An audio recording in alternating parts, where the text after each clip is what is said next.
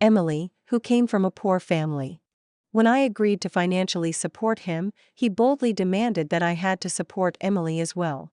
If you don't agree, he said, then I'm not taking the college entrance exam.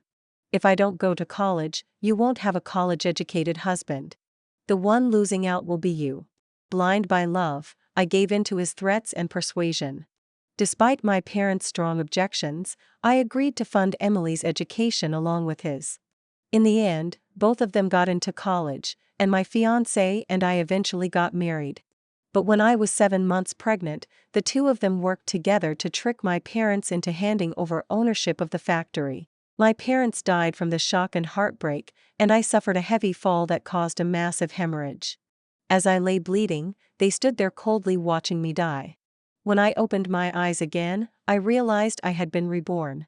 This time, I decided to support someone else instead. That was when my fiancé panicked. "Come on, your family isn't short on money.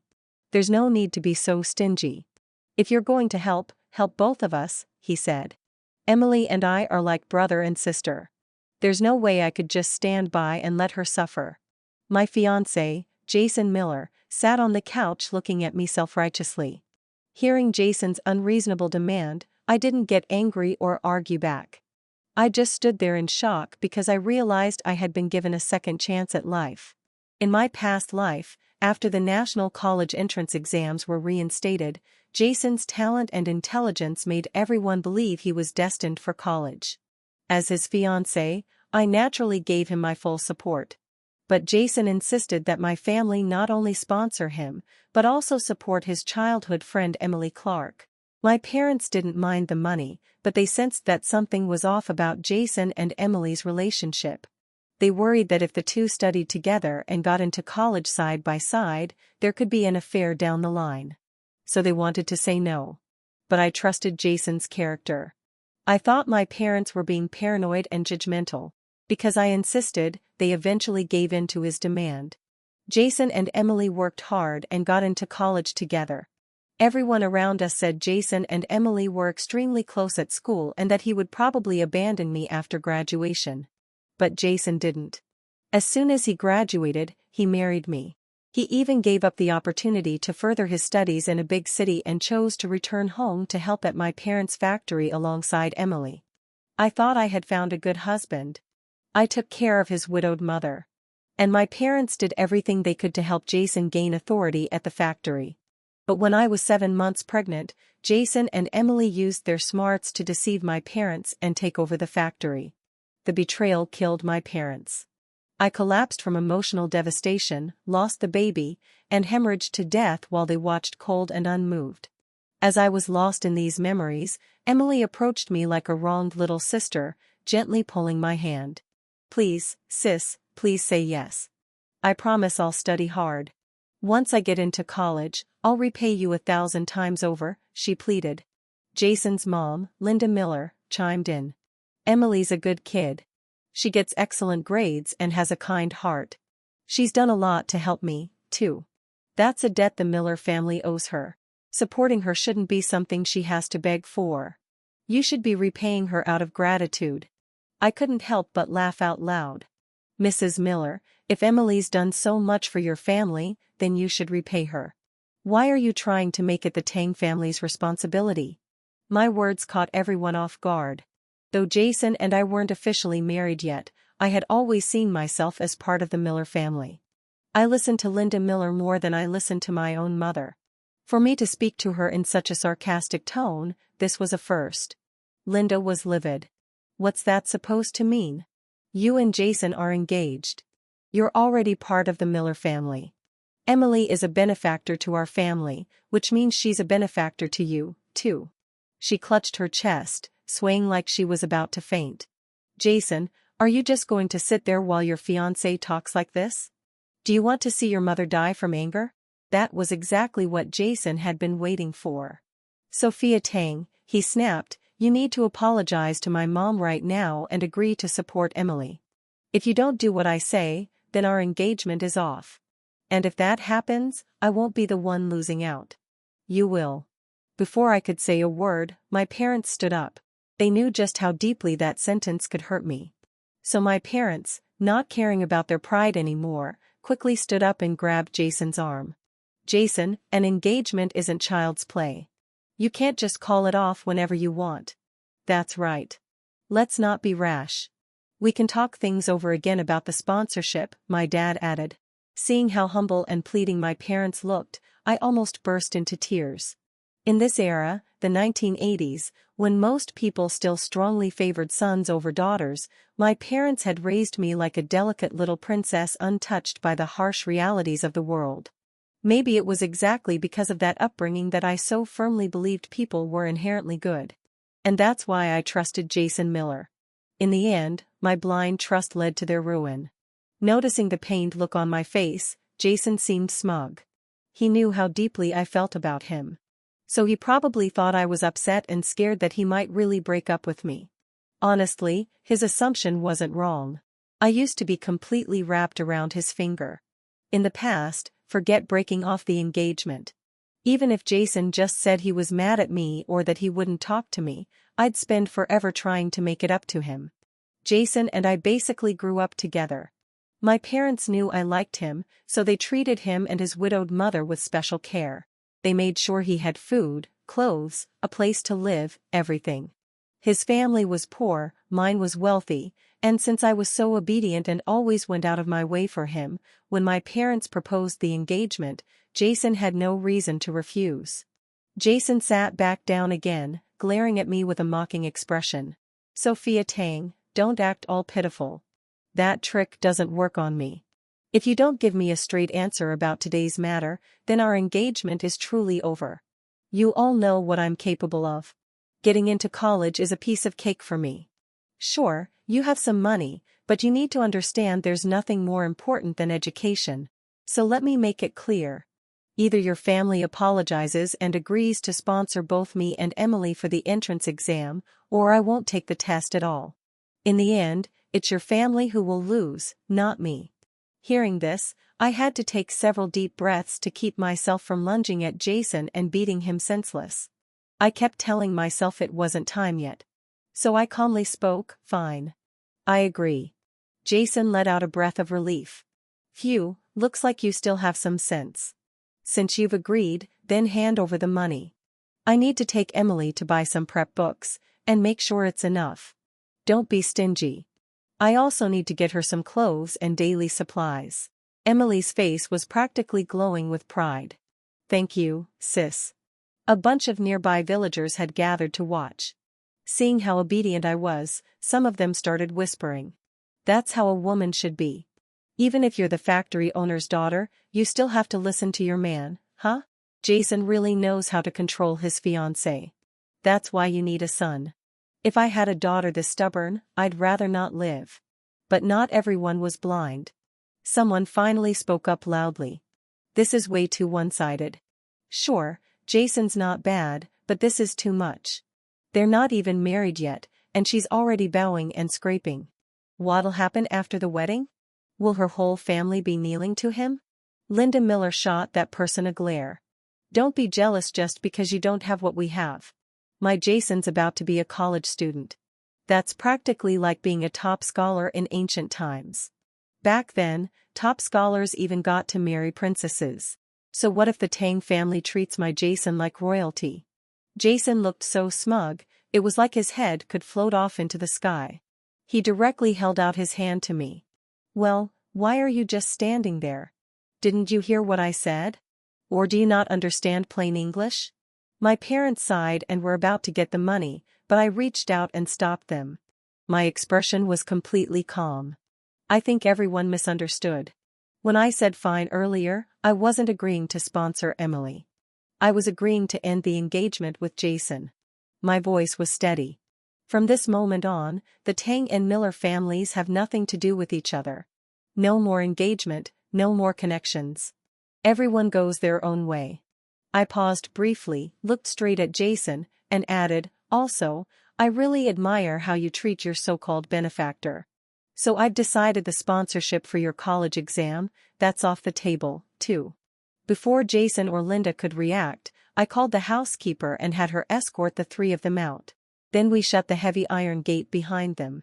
Finally, the house was quiet again. My parents looked much more relieved. My mom held my hand tightly and gave me a proud thumbs up. Sophia, you finally stood your ground for once. The truth is, it's not that we were unwilling to support one more person. It wouldn't even cost that much.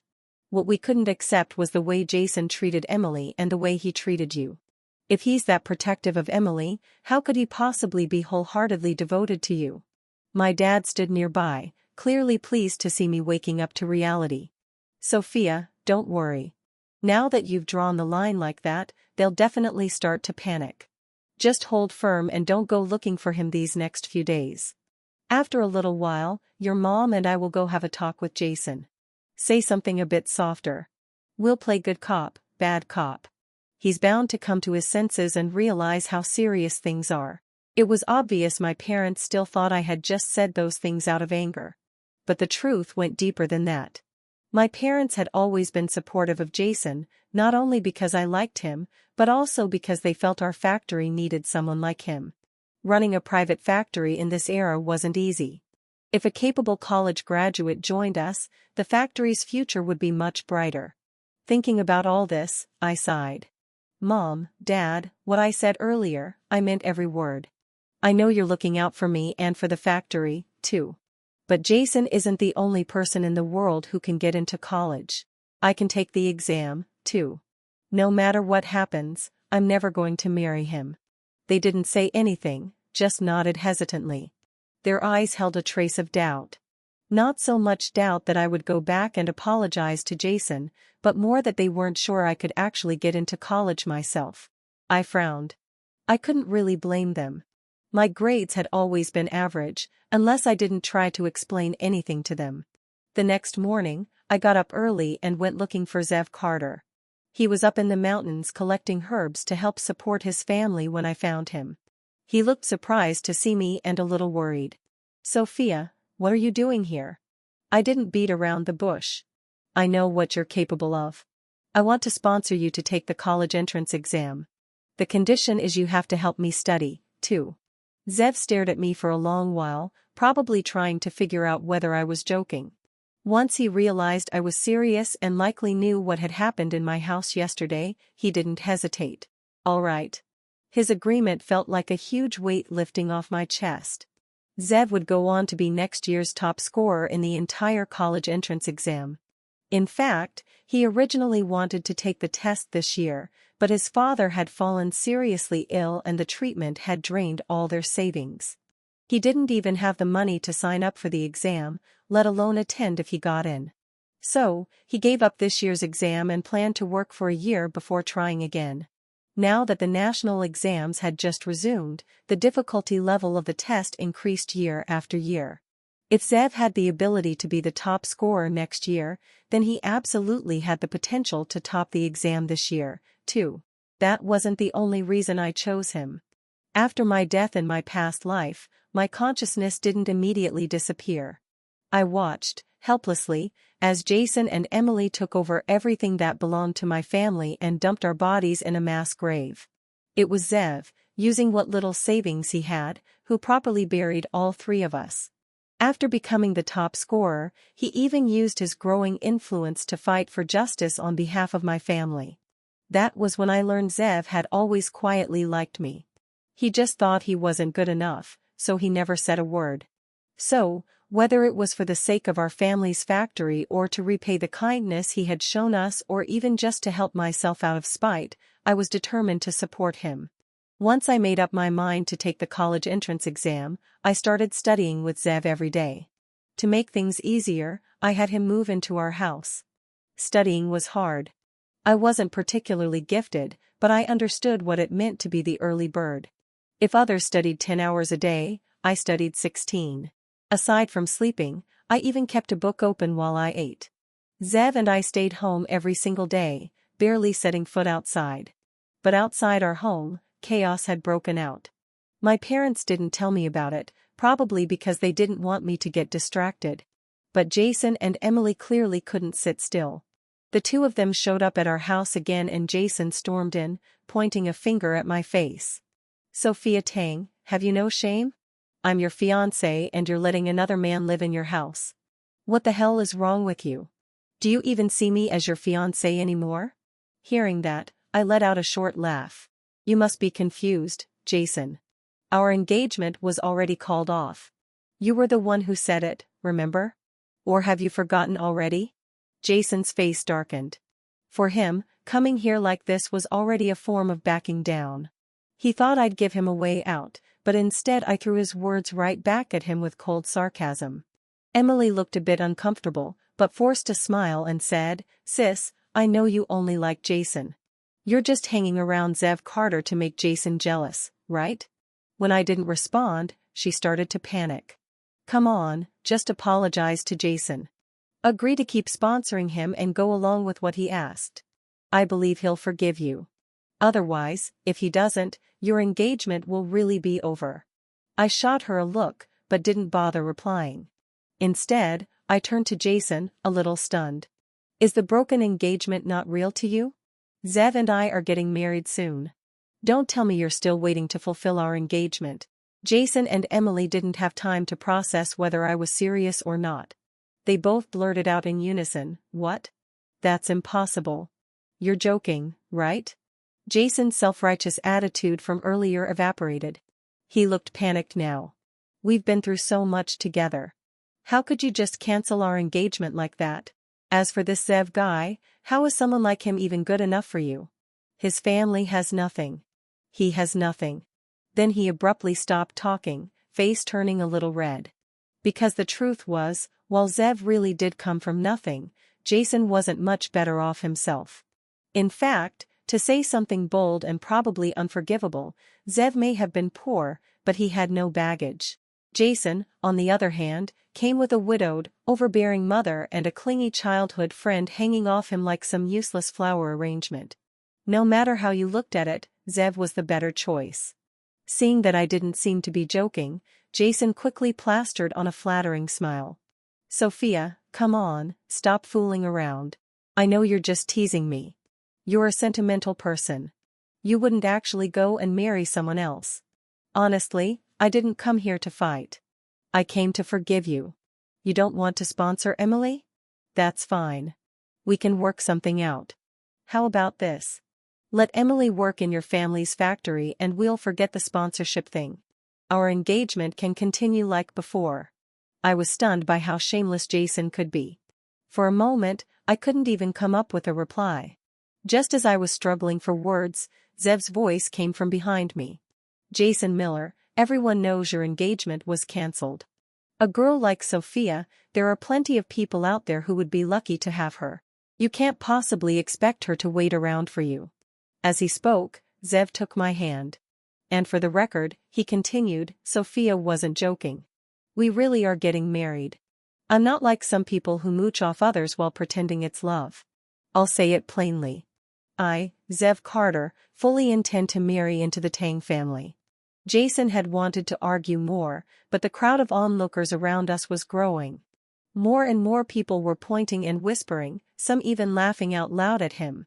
He couldn't take the humiliation anymore and covered his face as he fled with Emily in tow. Once they were gone, I turned to Zev and said, "Thanks. Good thing you didn't expose me just now. Otherwise, I really would have been embarrassed." Zev's expression shifted a few times before settling into a smile. "It's nothing. I should be thanking you. You paid off my debts and are sponsoring me. You didn't have to do any of that." He paused, then added firmly, "And besides, I didn't lie. When I get into college, I'll come and propose to you, formally and properly." My face turned red. I didn't know how to respond. Zev didn't dwell on it. He just gave a quick goodbye. "Let's get back to studying." And hurried off. After that day, the gossip around town started to die down. Everyone knew now that Jason and I were completely over and I already had someone new lined up, someone people actually liked.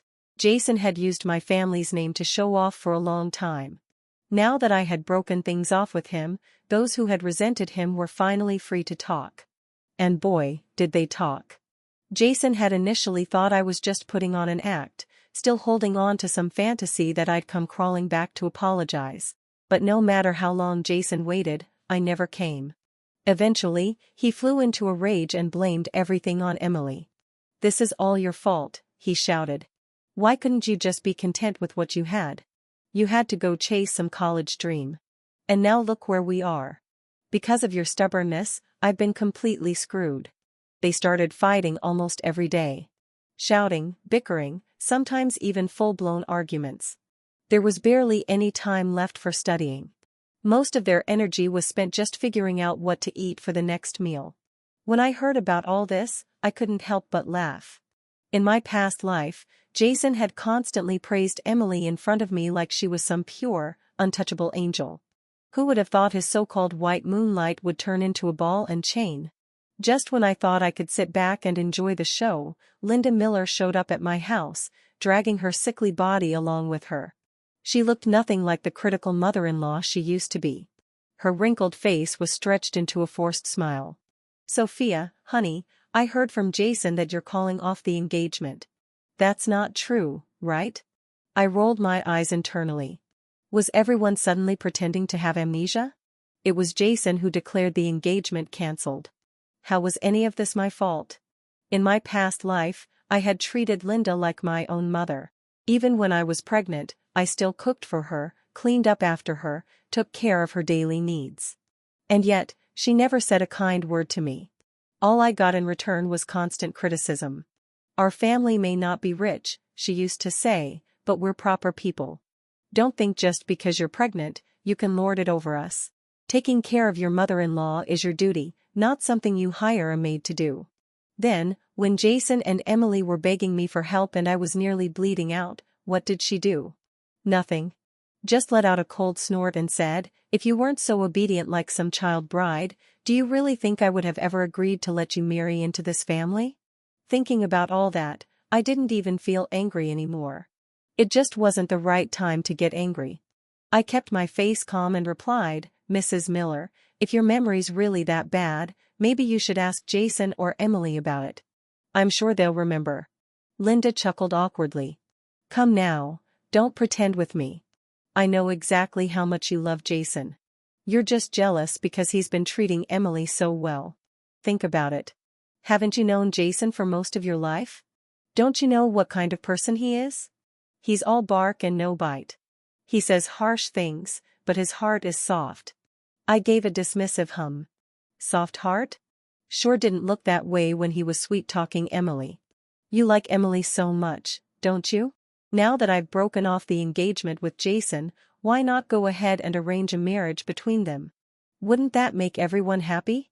Linda looked like she wanted to lose her temper, but she held it in. Even if he said the engagement was off, he didn't really mean it. "Just listen to me. Go and apologize to Jason. Otherwise, if he really cuts ties with you, you'll be the one crying in the end. Besides having money, what else do you even have? If you let Jason go, you'll never find someone better than him. Trust me. Just give him a way to save face.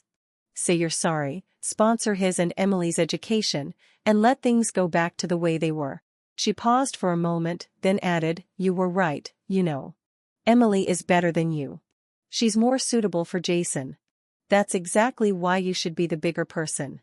You took Jason away from her, so the least you can do is compensate them a little. Don't you agree?" I was getting fed up. I cut her off mid-rant. "Mrs. Miller, you always used to say Jason took after his late father, not you. But I think you were wrong. The two of you are exactly the same.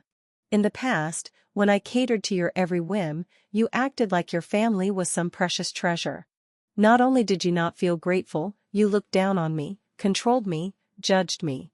Now that you've lost my support, now that I'm no longer holding you up, you come crawling back with a smile, pretending it's all for my own good. Do you really think I'd fall for that?" This was the first time I had ever talked back to Linda Miller like that. She completely forgot why she came here in the first place. Slamming her hand on the table, she shouted, "You ungrateful brat. What do you even have besides money? You think you're good enough for my son? You think I don't know the real you? You just want to see Jason and me humiliated, don't you? Still pretending you're studying? Still dreaming about college? You think getting into college is like roasting sweet potatoes, something anyone can do?" I couldn't be bothered to argue with her. Whether I got into college or not was my business. Even if I didn't make it, Zev Carter would. I had nothing to worry about. Maybe she should worry more about how her own son planned to get into college, and even if he did, where he'd get the money to actually attend. That seemed more realistic. Linda Miller stormed off in a fury, completely defeated. So much for being Jason's secret weapon. She couldn't even manage that. Jason had still been holding on to some hope, but once he found out that Zev and I had already set a wedding date, he finally panicked. For the first time ever, he didn't care about his pride or how I'd treated him recently. He actually picked a bunch of wildflowers and brought them to me to apologize. "Sophia," he said, "my mom told me everything. I thought you were just joking. I didn't realize you were really mad. I didn't expect you'd actually go so far as to plan a wedding with Zev.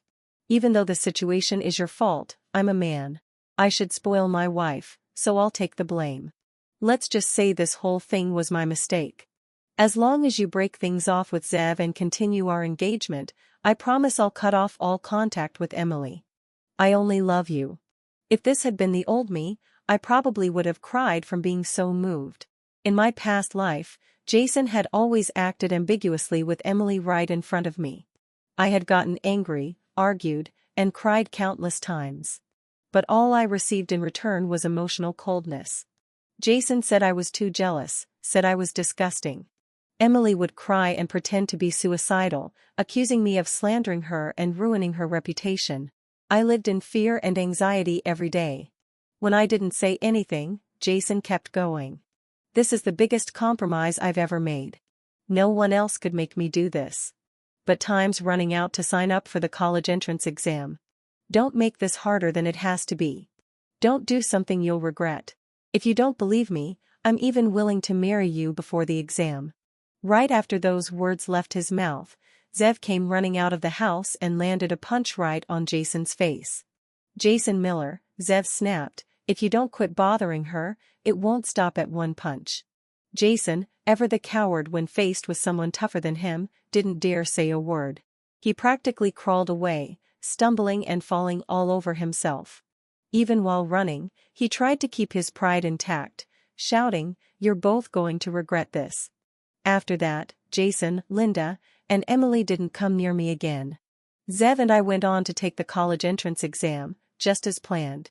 I thought Jason wouldn't even show up for the test, but to my surprise, I saw him in the exam room. Still, it didn't matter. Zev and I had studied hard for months. We were confident we'd pass. As for Jason, without my support, without the review books I used to buy for him, who knew if he'd even make the cut? The results weren't out yet, but our wedding came first. Just as the ceremony began, Jason barged into the venue, dragging Linda and Emily with him. I had no idea where he got it, but he was carrying a loudspeaker, and the moment he stepped inside, he flipped the switch and started yelling. "Sophia Tang, you ungrateful, just because you think I'm poor, you broke off our engagement? You're heartless. Zev Carter, you knew all about me and Sophia and still snuck in to steal her from me. You're a disgrace to all men. If your parents were watching from the afterlife, they'd be too ashamed to rest in peace." Everyone at the wedding was a friend or relative, and they all knew about the tangled history between Jason and me. Even so, people started whispering, faces full of shock and confusion. My parents had expected something like this would happen, so they'd already arranged for several tall, strong workers from our factory to stand guard at the venue. "Get those three out of here now," my dad growled. But I stopped them. I raised a hand and said calmly, "Wait. Ever since my rebirth, I hadn't done anything to the Millers. I let them destroy themselves. That wasn't because I was weak, or because I intended to let them off the hook. It just hadn't been the right time. I had to secure my own life first, make sure it was whole, solid, and unshakable. Then, I would make Jason pay. And now, the time had come. So I smiled and said, hold on. Guests are still guests, after all. Who drives guests out like that? I said calmly. Jason looked thrilled at my understanding attitude and immediately smiled. I knew it. I knew you couldn't be that heartless with me. Zev's just a placeholder, isn't he? You planned this whole wedding knowing I'd show up, so you could give yourself a graceful exit in front of everyone and tell them that you've always loved me, right? He walked over and leaned in close, lowering his voice to whisper in my ear. I'll give you one last chance.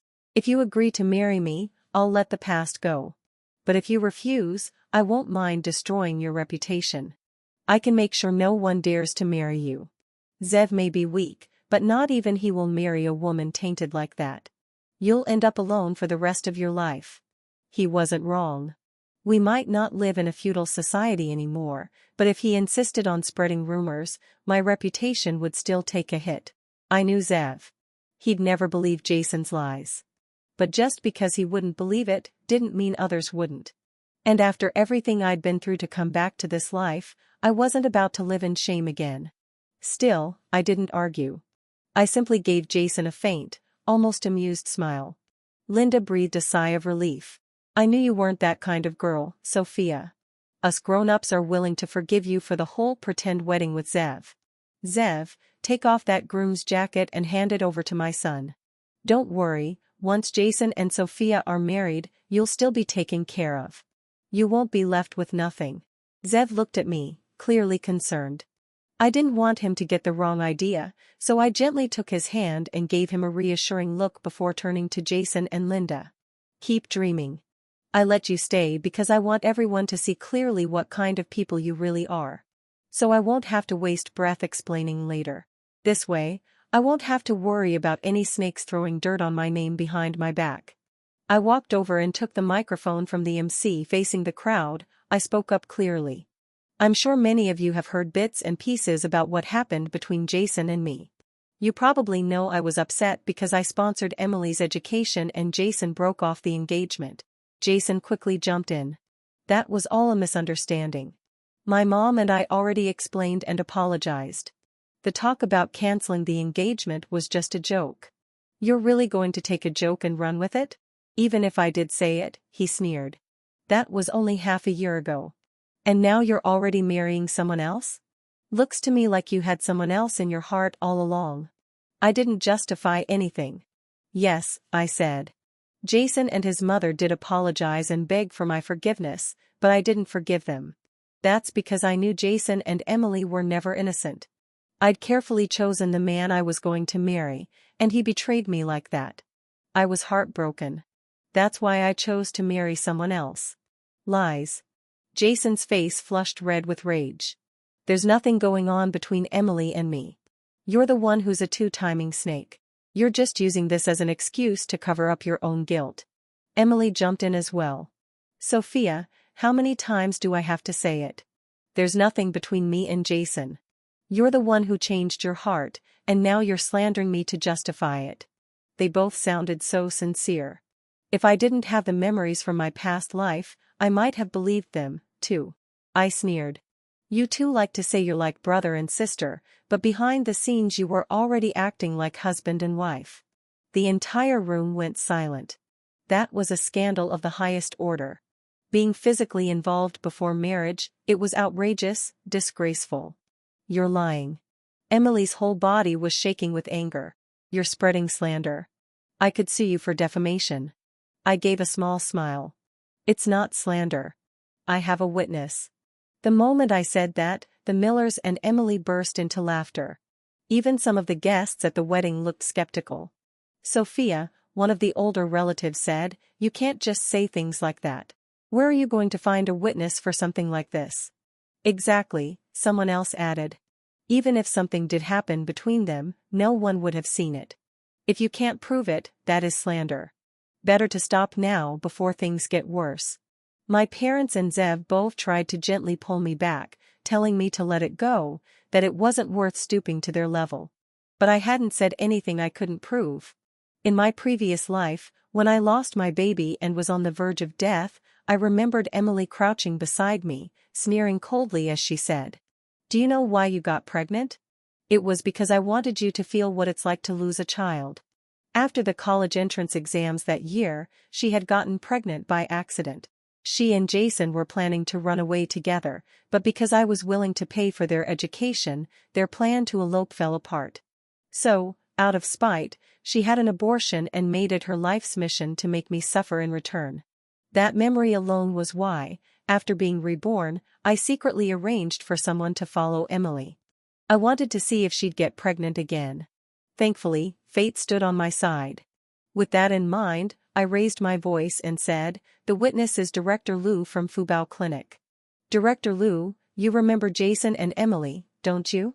Director Liu hesitated for a moment, but eventually stood up and nodded. "Yes, I remember them. The two of them came in just 2 days ago for an exam. She's definitely pregnant. I don't know for sure if the child is Jason's, but judging by how they acted, what you said probably isn't wrong." Emily hadn't expected the fire to come burning down on her. Embarrassed and furious, she tried to run, but tripped at the steps and passed out cold, blood spilling out from under her. The miscarriage was undeniable, and it proved everything Director Liu and I had said. Jason and Linda's faces turned pale. They were speechless. After all, there was no arguing against the truth of a pregnancy, and everyone with a bit of life experience could tell Emily had just miscarried. Thinking quickly, Jason turned on her. He pointed at Emily and said, "She seduced me. I just made a small mistake. I don't want that baby, Sophia. You have to believe me. I'm innocent." Linda quickly jumped in. "That's right, Sophia. A man making one small mistake is nothing. And besides, you're already like a daughter-in-law to us. You can't marry someone else. I can testify you and Jason have already been husband and wife. Zev, if you marry her, you'll just be raising another man's child." Maybe if they had said this earlier, someone might have believed them. But now, it was obvious they were just lashing out like cornered animals. No one bought it. In fact, the crowd burst into mocking laughter. My parents looked worried as they turned to Zev. "Zev, don't believe a word Jason said. Sophia's not like that. You have to trust her." Zev gripped my hand tightly. "Don't worry. I know the kind of person Sophia is. I'd never believe someone like Jason over her. Marrying Sophia is the greatest blessing of my life." Maybe my parents still had lingering doubts because Zev added firmly, "No matter what happened in Sophia's past, I don't care. I love her as she is." My parents nodded with tears in their eyes, praising Zev for being honorable and strong. Jason and Linda clearly still wanted to keep arguing, but I just smiled and said, "Why don't you go check on Emily? If this turns into a real tragedy, it'll be too late to regret it." Perhaps afraid that something would really happen to Emily, Jason and his mother finally gave up and rushed her to the hospital. Our wedding, without further interruption, went on and was completed perfectly. 3 days later, we heard the aftermath of the Miller family's departure. Emily's miscarriage had been severe. She'd lost so much blood that she could no longer have children. Jason, meanwhile, became a laughingstock in town. Some people even started saying he had such a rotten character that even if he passed the college entrance exam, he shouldn't be admitted. Linda had lost her future grandchild and now had to watch her once proud son become the town pariah, hated and mocked by everyone. The stress and fury caused her to suffer a heart attack and collapse. If they had gotten her help in time, she could have survived. But Jason didn't have any money. He ran around begging for help, but the wedding incident had already spread far and wide. Everyone knew what kind of person he was now, and no one would lend him a cent. After countless rejections, he could only watch as Linda took her last breath. Right before she died, she clutched Jason's hand tightly and muttered, "It's all Emily's fault. If it weren't for her, you would have already been the Tang family's son-in-law. You'd never have ended up like this." Jason took those words to heart and began to hate Emily with everything he had. But Emily didn't know. Still reeling from her inability to have children, she began pressuring Jason to marry her. Of course, Jason had no intention of doing so. So, Emily went as far as threatening to call the police. Emily threatened to report Jason for sexual assault. Completely mentally and emotionally drained, Jason finally snapped. He lost control and brutally beat Emily. He didn't know how to hold back. In the end, he beat her to death. Just like that, Jason Miller was convicted of murder and sentenced to death. On the day his sentence was carried out, Zev and I received our college admission letters. I had performed far beyond expectations and ended up getting into the same university as Zev. For the decades that followed, Zev and I shared a steady, loving relationship. We took over my parents' factory, giving them an early retirement so they could travel the world. We had a pair of well-behaved, wonderful children. Life was full of